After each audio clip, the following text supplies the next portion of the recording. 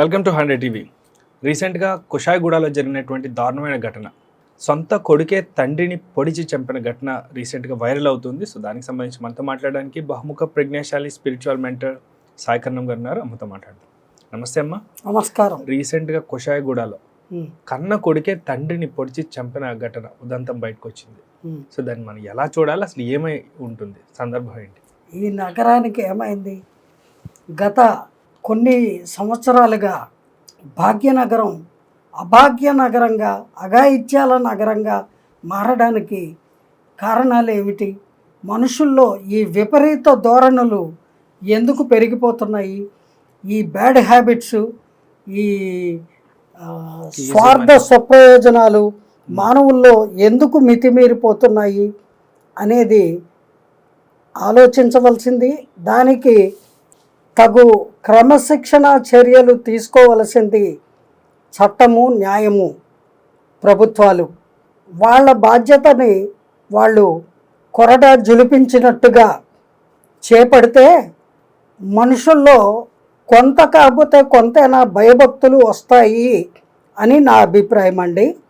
అయితే ఈ విషయానికి వస్తే కుషాయిగూడలో రీసెంట్గా సాయి కుమార్ అనే కుర్రవాడు తన తండ్రిని నడి రోడ్డు మీద జనం మధ్యలో అందరూ చూస్తుండగా ఒక కత్తి తీసుకొని నెంబర్ ఆఫ్ టైమ్స్ పొడిచి కసిగా పొడిచి చంపేశాడు పట్టపగలు. అయితే ఆ దారుణాన్ని తిలకిస్తూ ఉన్నటువంటి వాళ్ళు భయభ్రాంతులతో అరిచారు, కానీ ఎవ్వరూ కూడా దగ్గరికి వెళ్ళి ఆపడానికి సాహసించలేదు. కారణం, వాళ్ళకు కూడా ప్రాణభీతి. ఈ ఆవేశంలో ఉన్నటువంటి వ్యక్తి తిరగబడి వాళ్ళను పొడిస్తే వాళ్ళ ప్రాణాలకి దిక్కెవరు?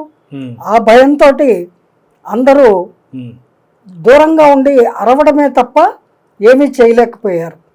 జరగరానిది జరిగిన తర్వాత పోలీసులు రావడము, ఈ హత్య చేసిన అతను పారిపోవడము, ఆ శవాన్ని వాళ్ళు పోస్ట్ మార్టం నిమిత్తం తీసుకువెళ్ళడము, తర్వాత అక్కడే డీసీపీ గారు అన్ని విషయాలు ఎంక్వైరీ చేసి వారు చెప్పిన సమాచారం ప్రకారం మనకు తెలియవస్తున్న అంశం ఏమిటి అంటే, కుటుంబ కలహాల నేపథ్యంలో ఆ కొడుకు తండ్రిని అలా దుర్మార్గంగా, అలా పైశాచికంగా చంపేశాడు అనేటువంటి అంశము తెలియవస్తోంది. కాకపోతే అంతటి పగ కక్ష కన్న తండ్రి మీద పెంచుకోవాల్సిన అవసరం లేదు. ఏ కారణం చేతైనా తల్లిదండ్రుల ప్రవర్తన వల్ల వాళ్ళకి ఇబ్బందికరంగా ఉంటే దూరంగా వెళ్ళి బతకాలి, కలిసి ఉండవలసిన అవసరం లేదు. అందులో వాడేం పసిబిడ్డ కాదు, యువకుడు, పెళ్ళయింది, అతనికి కూడా ఒక బిడ్డ ఉందిట. మరి అటువంటప్పుడు అతని కుటుంబం వేరే పెట్టుకోవాలి. తండ్రి యొక్క ప్రవర్తన నచ్చకపోతే దూరంగా ఉండాలి. భార్యాభర్తల మధ్యన భర్త ప్రవర్తన బాగాలేకపోతే ఆ భార్య అతన్ని విడిచిపెట్టి వెళ్ళిపోతుంది, లేదా డైవోర్స్ తీసుకుంటుంది, లేదా పిల్లల దగ్గరికి వెళ్ళి ఉంటుంది. అంతేగాని ఈ రకంగా నిండు ప్రాణాన్ని తీయవలసినటువంటి అవసరం, అగత్యం ఎంత మాత్రమూ లేదు.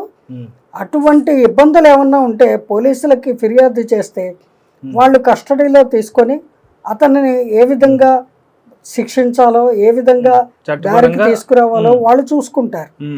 చట్టాన్ని తన చేతుల్లోకి ఎవరు తీసుకోకూడదు, ఇటువంటి నేరాలకి పాల్పడకూడదు అని ఈ సందర్భంగా నేను తెలియజేస్తున్నాను. జై Gurudev. Thank you so much అమ్మా. Thank you viewers. బాయ్.